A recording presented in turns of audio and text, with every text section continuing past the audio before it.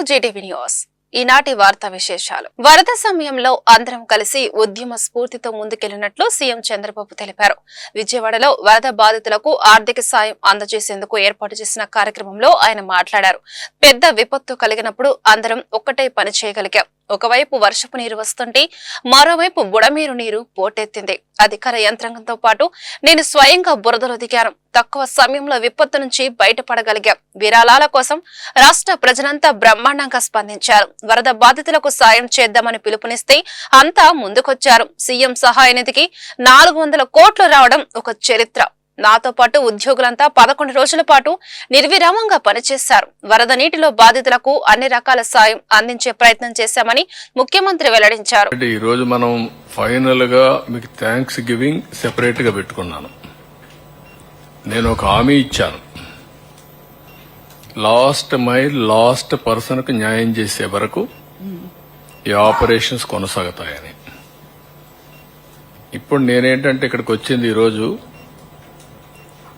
Phase 1 లో beneficiaries కి అందరికి రిలీజ్ చేసిన తర్వాత ఇక్కడ ఎక్స్ట్రాడినరీ వర్క్ చేశారు. నేను ఒక్కడనే కాదు, టీమ్ యాజ్ సచ్. ఒక 10 రోజులు 11 రోజులు నేను 100 days లో నేను టైం స్పెండ్ చేసింది మానిటర్ చేసుకుంటున్నాను. ఏ యాక్టివిటీకి ఎంత స్పెండ్ చేశానని. నేను ఆల్ డిపార్ట్మెంట్స్ రివ్యూకి ఎంత స్పెండ్ చేశానో దానికంటే డబుల్ టైం దీనికి స్పెండ్ చేశాను. ఇక్కడ 146 hours 11 days ఇక్కడే ఉండి. ఎందుకంటే ఇది ఒక పెద్ద విపత్తు, బిగ్గెస్ట్ క్రైసిస్. సఫరింగ్ కూడా huge suffering by human beings. అది చూసిన తర్వాత నేను ఇక్కడే ఉండడం, మనం అందరం కలిసి ఒక ఉద్యమ స్ఫూర్తితో ముందుకు పోయాం. ఎప్పుడు కూడా సమస్య, ఒక హ్యూజ్ సమస్య వచ్చినప్పుడు, అది కాకుండా నేను చాలా సమస్యలు చూశాను. ఈవెన్ సింగరేణి కాలరీస్ లో అండర్ గ్రౌండ్ మైన్స్ పడిపోయినప్పుడు ఒక 25-30 మంది చనిపోయారు. ఇంకా ఎక్కువే అనుకుంటాను, నెంబర్ నాకు కరెక్ట్ గా జ్ఞాపకం లేదు. 5-6 కిలోమీటర్ల కేవ్ లోపలికి, గని లోపలికి వెళ్ళాను నేను. మా ఆఫీసర్స్ వద్దన్నారు. లేదు సార్, అది డేంజర్ గా ఉంది, ఎక్కడన్నా అది కూడా మళ్లీ కొలాప్స్ కావచ్చు, precautions you should not go అన్నారు. I said no, I have to go. I have to create confidence. నేను పోకపోతే రేపు రాబోయే రోజుల్లో ఎంప్లాయీస్ ఏ విధంగా లోపలికి వెళ్తారు పనిచేయడానికి. What is the safety you are providing అని వెళ్ళాను. స్పాట్ చూశాను, వచ్చాను. మాక్సిమం అప్పట్లోనే ఈచ్ పర్సన్ కి ఆర్థిక సహాయం చేసాం, మ్యాక్సిమం చేసాం, అన్ని చేశాం. అక్కడి నుంచి ఉదూదు చూశాను, సూపర్ సైక్లోన్ చూశాను. కానీ అన్నింటికంటే ఇది డిఫరెంట్ డైమెన్షన్. స్టీల్ ప్లాంట్ అంశంపై కొందరు కావాలని రాజకీయం చేస్తున్నారని మంత్రి నారా లోకేష్ విమర్శించారు. విశాఖపట్నంలో మీడియాతో ఆయన మాట్లాడారు. విశాఖ స్టీల్ ప్లాంట్ ప్రైవేటీకరణ జరగనివ్వమని స్వయంగా సీఎం చంద్రబాబు చెప్పారు కదా. పాదయాత్ర సమయంలో నేను కూడా అదే చెప్పాను. గత 5 ఏళ్లలో విశాఖ ఉక్కుకు కొంచెమైన సాయం జరిగిందా? ప్రైవేటీకరణ యోచనే లేదు. వైసీపీ మాత్రం ప్రతిరోజు ఎక్స్ లో పోస్టర్ పెడుతుంది. ఇంకా వాళ్లకు బుద్ధి రాలేదు అని లోకేష్ వ్యాఖ్యానించారు. మళ్లీ పెద్ద ఎత్తున ఆంధ్ర రాష్ట్రంలో పెట్టుబడులు పెట్టడానికి అనేక మంది పారిశ్రామికవేత్తలు, ఆ ప్రాజెక్ట్స్ ని ఫండ్ చేసడానికి ఫైనాన్సియర్స్. మేము ఇచ్చిన 6 హామీలో మొదటి హామీ 20 లక్షల ఉద్యోగాలు కల్పన మా లక్ష్యమని. దానికి ఎవరు ఎక్కువ ఉద్యోగాలు కల్పిస్తే అలాంటి పెట్టుబడులు పెడితే వాళ్ళకి మెరుగైన ఇన్సెంటివ్స్ ఇస్తాము, వాళ్ళని పెద్ద ఎత్తున ఆహ్వానిస్తామని కూడా నేను వాళ్ళకి హామీ ఇస్తాం జరిగింది. గతంలో చంద్రబాబు నాయుడు గారు రెడ్ కార్పెట్ వేసి వాళ్ళు మేము రావన్నా మీరు రాండి, మంచి బీచ్ ఉంది, అద్భుతమైన సిటీ, కన్వెన్షన్ సెంటర్ కడదామన్నారు. అది కానీ వచ్చి ఉంటే ఈరోజు మనకి ఈ రీజన్ అంటే ఈ ప్రాంతంలోనే అతి పెద్ద కన్వెన్షన్ సెంటర్ వచ్చేది, హోటల్ వచ్చేది. కనీసం 20,000 మంది అక్కడ పనిచేశారు. ఏకపక్షంగా వాళ్ళ భూములు క్యాన్సిల్ చేసి వెనక్కి పంపించేశారు. ఇప్పుడు వాళ్ళు ఏమన్నారు, అఫీషియల్ గా రాశారు, ఆంధ్ర రాష్ట్రం తప్ప అన్ని రాష్ట్రాలు మేము పెట్టుబడి పెడతాం. పారిశ్రామికవేత్తలు కూడా ఇబ్బంది పడ్డారు. లూలు గ్రూప్ లాంటి వ్యక్తులు ఇంకా ఆంధ్ర రాష్ట్రానికి వైపు వచ్చేదానికి కొంచెం ఆలోచిస్తున్నారు, భయపడుతున్నారు. ఎందుకంటే పొరపాటు మళ్ళీ అతను వస్తే ఏంటని ఉందా భయం ఉంది ప్రజల్లో. పారిశ్రామికవేత్తలు కూడా భయం ఉందండి. చాలా మంది నాకు చెప్పారు. రెడ్ బుక్ లో నేను రెడ్ బుక్ గురించి ప్రతి పబ్లిక్ మీటింగ్ లో మాట్లాడాను. పాదయాత్రలో దాదాపు 90 పబ్లిక్ మీటింగ్స్ పెట్టుకున్నాను. దాంట్లో చాలా స్పష్టంగా చెప్పా, ఏ అధికారులు వైకాపా నాయకులు చట్టాన్ని ఉల్లంఘించి ప్రజల్ని ఇబ్బంది పెట్టారో వదిలిపెట్టేదే లేదు. స్టీల్ ప్లాంట్ విషయం చాలా ఇంపార్టెంట్ ఇష్యూ. విశాఖ ఉక్కు ఆంధ్రుల హక్కు అనే నినాదంతో స్టీల్ ప్లాంట్ మనకి వచ్చింది గతంలో. విశాఖ ఉక్కు ప్రైవేటీకరణ జరగకూడదని పెద్ద ఎత్తున గతంలో మాట్లాడింది లోకేష్. ఇది నేను పాదయాత్ర ప్రారంభించే ముందల కూడా నేను మాట్లాడా. గత ప్రభుత్వం ఈనాడు విశాఖ ఉక్కు గురించి పట్టించుకోలే. వాళ్ళకి కావాల్సిన ఇన్సెంటివ్స్ ఈనాడు గత ప్రభుత్వం ఇవ్వలా. విశాఖ ప్రజలు ఇంత తీర్పు వచ్చినా ఎందుకు దుష్ప్రచారం చేస్తున్నారు? తిరుమల పవిత్రతకు చంద్రబాబు భంగం కలిగించారని, ఆయన చేసిన ఈ పాపాన్ని ప్రక్షాళన చేసేందుకు ఈ నెల 28న రాష్ట్ర వ్యాప్తంగా ఆలయాల్లో పూజలు నిర్వహించాలని వైసీపీ అధినేత వైఎస్ జగన్ పిలుపునిచ్చారు. కల్తీ జరగకుండానే జరిగిందని చెబుతున్నారు.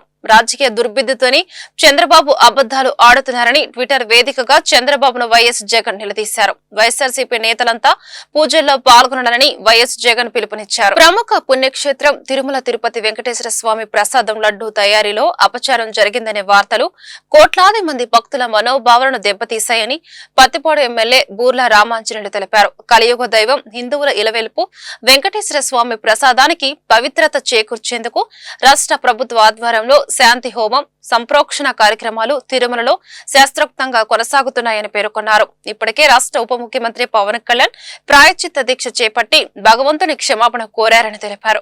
గుంటూరు ఏటుకూరు గ్రామంలో శ్రీ వీరాంజనేయ స్వామి దేవాలయంలో పవన్ కళ్యాణ్ దీక్షకు సంఘీభావంగా జన సైనికులు, వీర మహిళలు దీక్షలు చేపట్టారు. ఈ కార్యక్రమంలో పత్తిపాడు ఎమ్మెల్యే బూర్ల రామాంజనేయులు, జనసేన పార్టీ రాష్ట్ర ప్రధాన కార్యదర్శి బోనపోయిన శ్రీనివాస్ యాదవ్, జిల్లా అధ్యక్షులు గాదే వెంకటేశ్వరరావు, బీజేపీ జిల్లా అధ్యక్షులు వనమా నరేంద్ర, టీడీపీ నాయకులు ఉగ్గిరాల సీతారామయ్య పాల్గొన్నారు. ఈ సందర్భంగా వారు మీడియాతో మాట్లాడుతూ రాష్ట్ర హితం కోసం పవన్ కళ్యాణ్ దీక్ష చేస్తున్నారని చెప్పారు.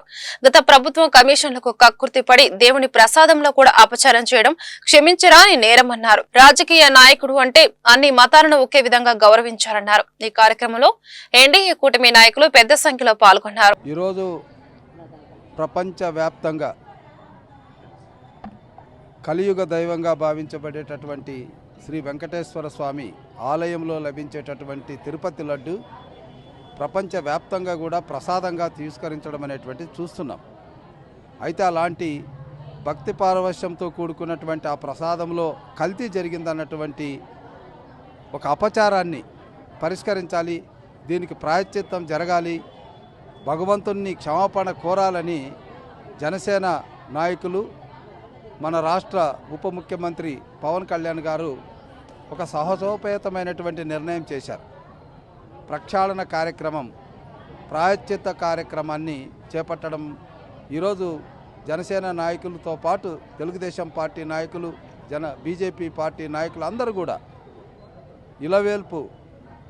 ఇలవేల్పులో జరిగినటువంటి అపచారానికి ప్రాయశ్చిత్తంగా దీక్షలు చేయడం అనేటువంటి కార్యక్రమం ఈరోజు మన ఆంజనేయ స్వామి, ఏటుకూరు ఆంజనేయ స్వామి గుడిలో జరుగుతుంది.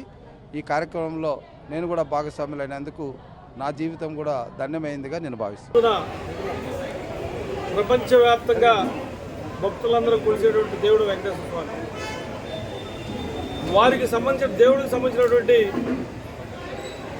పవిత్రమైనటువంటి ప్రసాదంలో అపచారం జరిగిందని గుర్తించడం జరిగింది. గత ప్రభుత్వం రివర్స్ టెండరింగ్ పేరుతో కమిషన్ల కక్కుర్తిపడి ప్రసాదంలో కూడా అపచారం చేయడం తీవ్ర క్షమించరాండి. మేము ఈరోజు ఒకటే చెప్తా ఉన్నాం, ఆ ప్రభుత్వంలో ఆ వ్యక్తులు తప్పు చేసినా కూడా స్వామి మీరు క్షమించండి, మీరు ఈ యొక్క భూమి మీద ఉన్నటువంటి ప్రతి ఒక్కరికి క్షమించండి, అపచారం చేసిన వాళ్ళు కూడా క్షమించండి అని చెప్పి కోరుతా ఉన్నాం. మేము ఒకటే చెప్తా ఉన్నాం, ఈ రోజున మా అధ్యక్షుడు పవన్ కళ్యాణ్ గారు ఎవరు తప్పు చేసినా కూడా భగవంతుడి దగ్గర అందరూ కూడా క్షమాపణ అడగాల్సిందే. అందులో భాగంగా నేను 11 రోజుల పాటు ప్రాయశ్చిత్త దీక్ష తీసుకుంటానని చెప్పారు.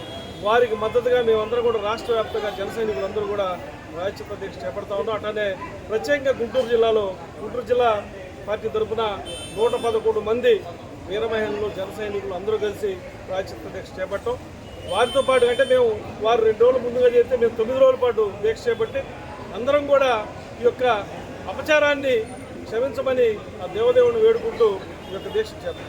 ఈరోజు కార్యక్రమం ఇక్కడ ఏం జరిగింది? ఈ రోజున 2వ రోజు మేము దీక్ష చేపట్టి పవన్ కళ్యాణ్ గారు దీక్ష చేపట్టి 4వ రోజు ఏటుకూరులో ఉన్నటువంటి ఆంజనేయ స్వామి దేవాలయంలో మా కార్పొరేటర్ లక్ష్మీదుర్గ గారి ఆధ్వర్యంలో నిన్నేమో గోరంట్లో చేసి ఈ రోజున ఏటుకూరులో చేస్తా ఉన్నాం. రాజకీయాల కోసం చంద్రబాబు దైవాన్ని కూడా వదలలేదని మాజీ మంత్రి పేర్ని నాని అన్నారు. పార్టీ నేతలు కొడాలి నాని, వల్లభనేని వంశీతో కలిసి తాడేపల్లిలోని వైఎస్ఆర్సీపీ ప్రధాన కార్యాలయంలో మీడియాతో పేర్ని నాని బుధవారం మాట్లాడారు. తిరుమలలో నెయ్యిని వెనక్కి పంపామని టీటీడీ ఈవో శ్యామలరావు చెప్పారు. చంద్రబాబు, లోకేష్ మాత్రం అబద్దాలు చెబుతున్నారు.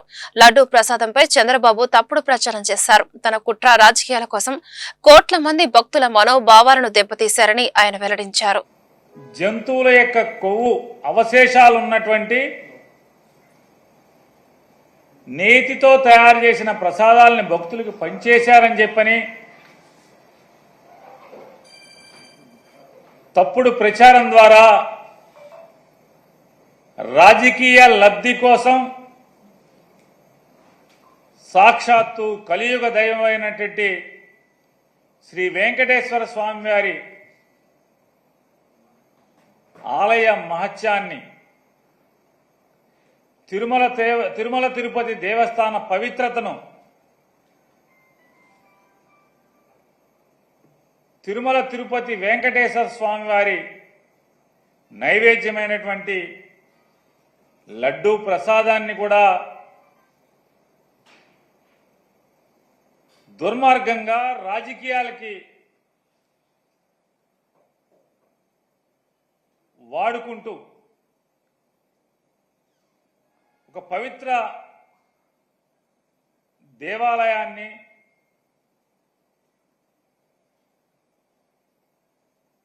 ప్రపంచవ్యాప్తంగా ఉన్నటువంటి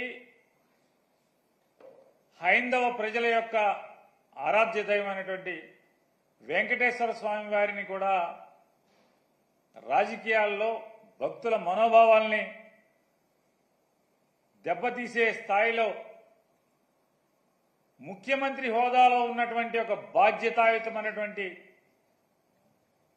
పదవిలో కూర్చున్నటువంటి నారా చంద్రబాబు నాయుడు గారు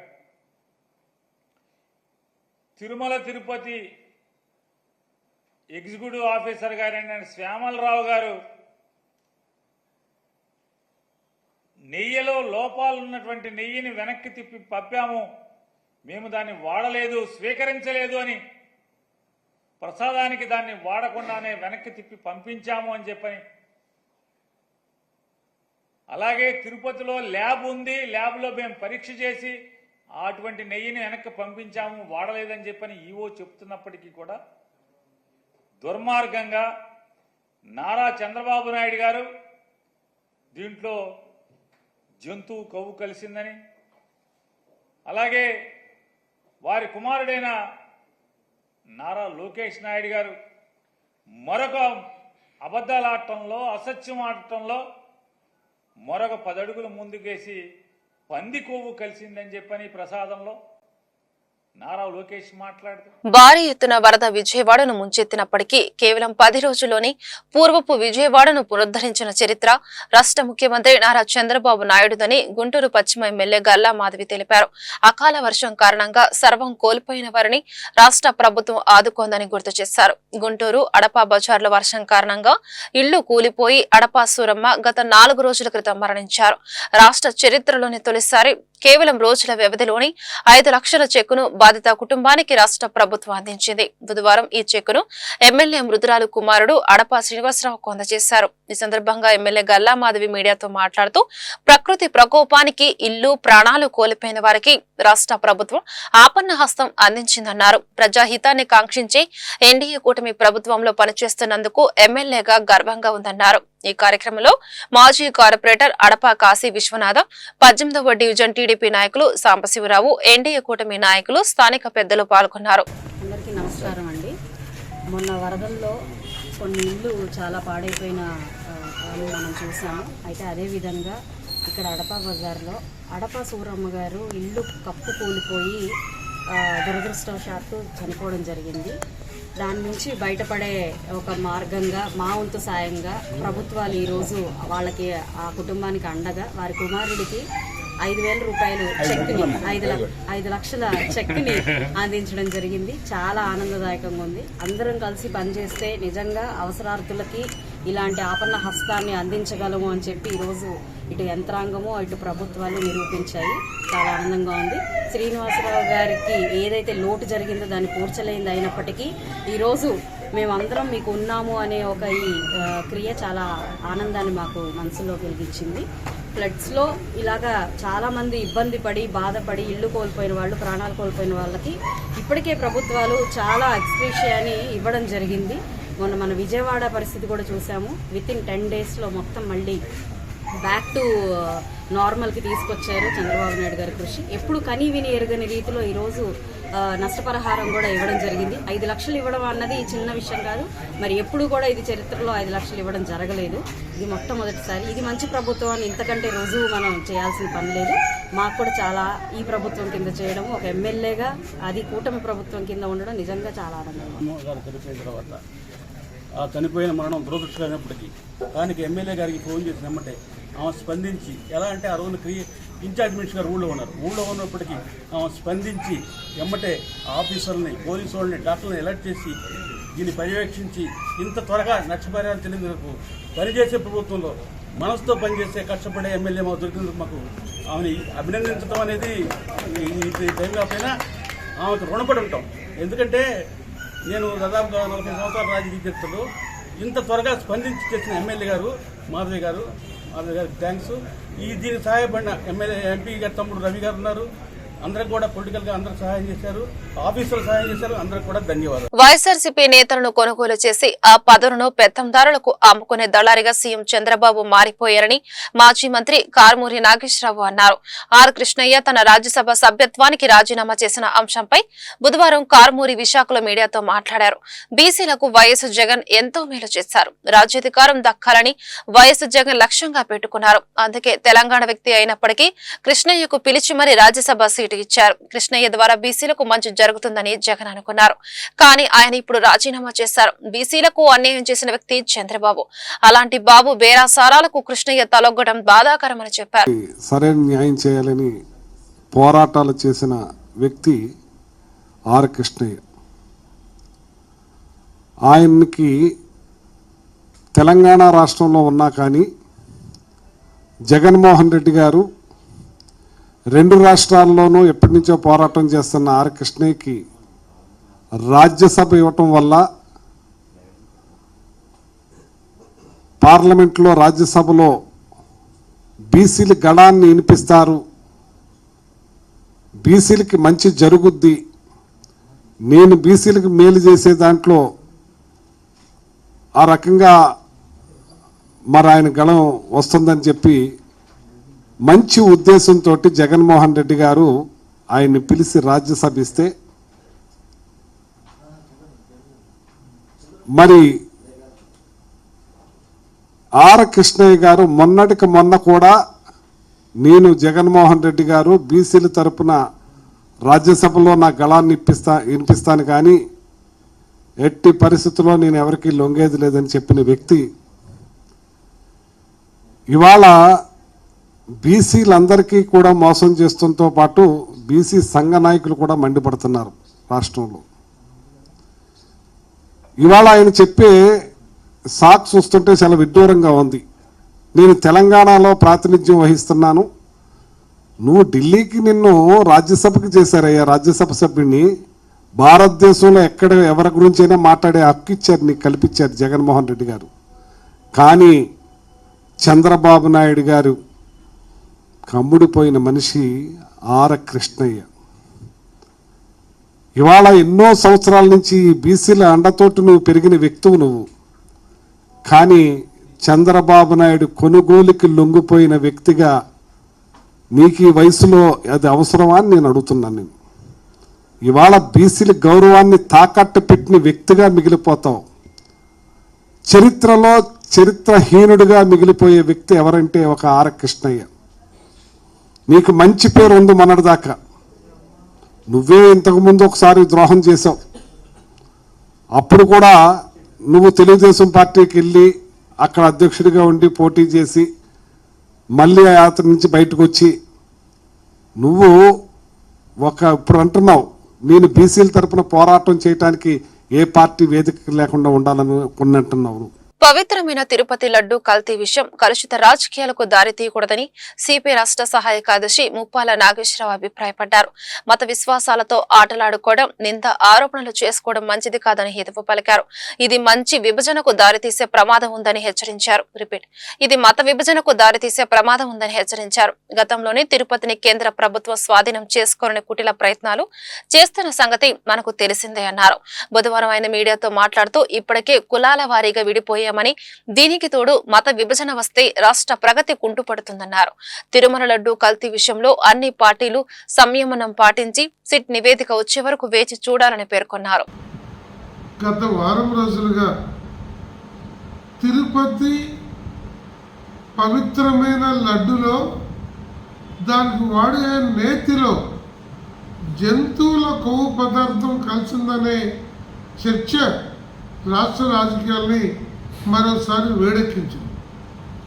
కానీ ఈ వేడి అందులో ఉన్న వాస్తవికతను భక్త కోటికే కాకుండా మొత్తం రాష్ట్ర ప్రజలకి, దేశ ప్రజలకి తేటతెల్లం చేసే విధంగా ఉండాలి తప్ప రాష్ట్రంలో కలుషితం, రాజకీయ కలుషితాన్ని పెంచడానికి దారితీయకూడదు.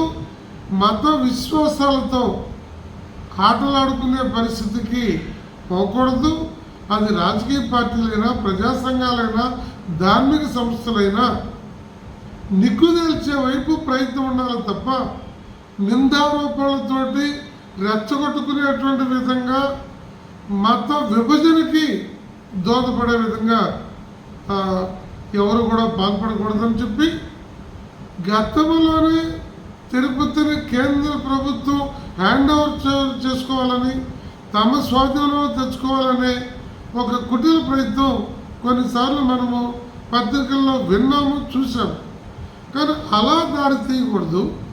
రెండోది, ఇప్పటికే మన రాష్ట్రం కుల విభజన వచ్చి ఉగ్రవాదుల్ని, రాష్ట్రానికి తీరని నష్టాన్ని కల్పించే భావజాలం ఉన్న వాళ్ళని రాష్ట్ర ప్రయోజనాల కన్నా స్వీయ ప్రయోజనాల కోసం రాష్ట్రాన్ని పణంగా పెట్టిన వాళ్ళకి మద్దతిచ్చే అమాయక ప్రజలు ఇంకా చాలామంది ఉన్నారు. అలాంటి కుల విభజనతో పాటు మత విభజన కూడా వస్తే మన రాష్ట్ర పురోభివృద్ధి చాలా దెబ్బతింటుంది. తెలుగు ప్రజల ఔన్నత్యం ఇంకా దెబ్బతింటుంది. ప్రపంచవ్యాప్తంగా తిరుపతికున్న ప్రతిష్ట మండగలుస్తుంది. అలాంటి అవకాశం ఇవ్వకుండా ఉండాలని అధికార ఈ వార్తలు ఇంతటితో సమాప్తం. నమస్కారం.